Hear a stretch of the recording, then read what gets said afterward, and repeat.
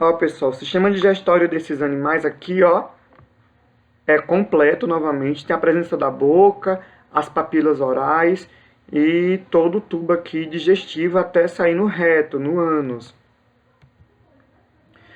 Temos o sistema excretor novamente aqui nesses animais, né? Nesse caso aqui, eles são denominados de metanefrídeos, só que é um metanefrídeo saculiforme, tranquilo? Então, é similar lá àqueles funis que eu falei para vocês sobre o metanefrídeo, quando a gente estava comentando lá em Annelida, eu falei para vocês, ó, aqui a gente tem um metanefrídeo, que é essa espécie de funil, né, com um canal que desemboca em um poro que vai liberar aí as excretas desse animal. Sistema nervoso desse animal é presente aqui, ó, na região cefálica de um crânio. E desse crânio aqui a gente tem um cordão nervoso central aqui, ó, que vocês podem observar ao longo do corpo desse animal.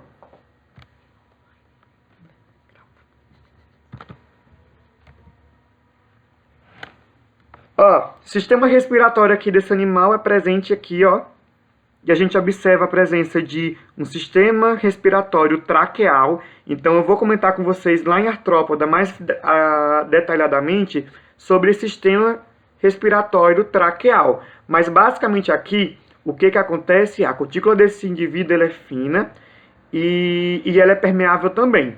E aqui, nessa cutícula, a gente observa a presença desses espiráculos. O que é esse espiráculo aqui, pessoal? Ó, esse espiráculo, ele nada mais vai ser do que um poro, uma abertura. E é a partir desse espiráculo aqui que vai acontecer as trocas gasosas. Então, é nesse espiráculo aqui que vai acontecer, ó, a entrada do oxigênio e liberação do gás CO2, do gás carbônico, tranquilo? Então, essa cutícula, ela tem um certo grau de permeabilidade, isso principalmente devido a esses espiráculos. A partir do espiráculo, ele entra aqui para as traqueias. Então, a gente observa aqui, ó, esse sistema de fio aqui que vocês observam na imagem é a traqueia.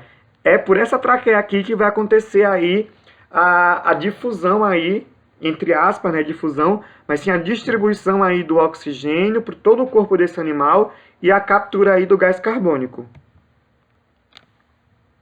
Sistema circulatório desse indivíduo aqui, ó, ele é aberto, com a presença aí do hemocélio, ou seja, a presença de uma cavidade aí no corpo desse animal. Então isso aqui é similar ao que a gente vai discutir mais detalhadamente lá em artrópoda, na próxima aula. Só que diferentemente do que a gente observa em artrópoda, aqui, ou diferentemente do que a gente observou, por exemplo, lá em Annelida, quando eu falei para vocês que existiam pigmentos respiratórios, aqui, ó, nesse animal, ele não tem a presença de pigmentos respiratórios, tranquilo?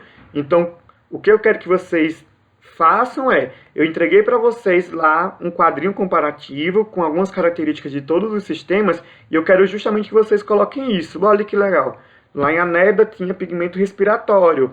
Agora, em Onychophora não tem pigmento respiratório nesse sangue.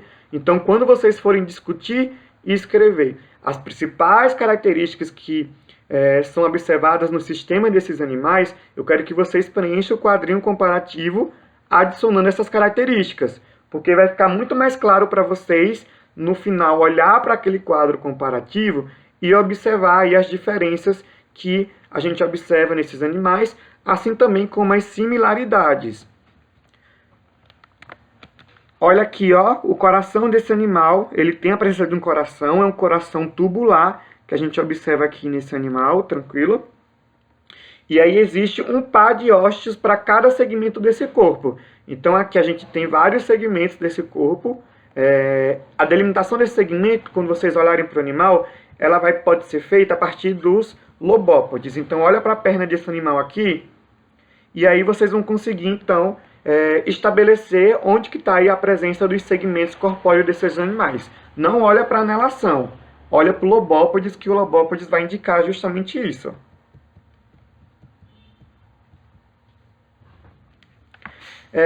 Em relação à reprodução, são animais que eles são dioicos. Então, o que é isso? Novamente, dioico está se referindo aí à presença de diferentes sexos. Então, a gente tem aqui um animal que vai apresentar tanto a fêmea quanto o macho, tranquilo? A fertilização ela vai ser interna nesse animal também. E aqui vai aparecer aqui uma estrutura super interessante, ó. A gente vai observar essa estruturazinha aqui, que é o espermatóforo. O que é o espermatóforo, pessoal? O espermatóforo ele funciona como se fosse uma bolsinha onde vai ser armazenado aí o esperma. Então o macho ele vai produzir um espermatóforo e esse espermatóforo ele vai ser introduzido aí, ou ele vai ser depositado no solo e aí a fêmea fértil vai encontrar esse espermatóforo, né, e vai acabar aí utilizando esse espermatóforo na cópula dela, ou então esse espermatóforo vai ser inserido na genitália feminina.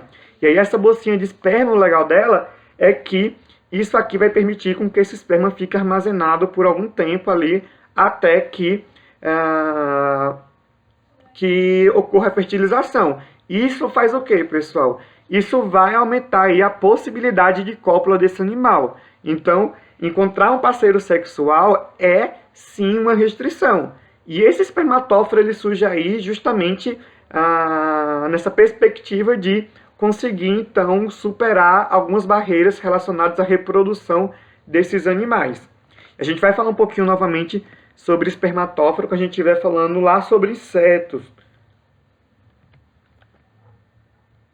Então, basicamente, em relação à onicófora, é isso que eu tinha para falar com vocês.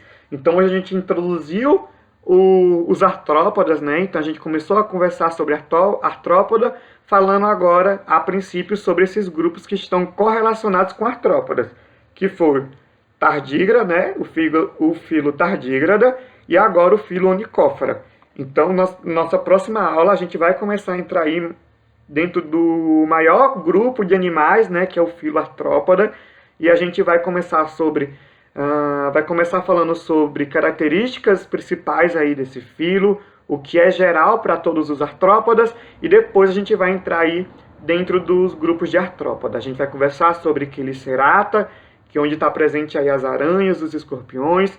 A gente vai entrar então depois em Miriápoda, que está aí os diplópodas, né? As lacraias. Depois a gente vai entrar em crustácea, onde estão presentes os crustáceos. E por fim, a gente vai ter aí nossa aula de campo, onde a gente vai focar dentro de hexápoda, que é onde está presente aí o maior grupo de animais, maior grupo de metazoários, que são os insetos.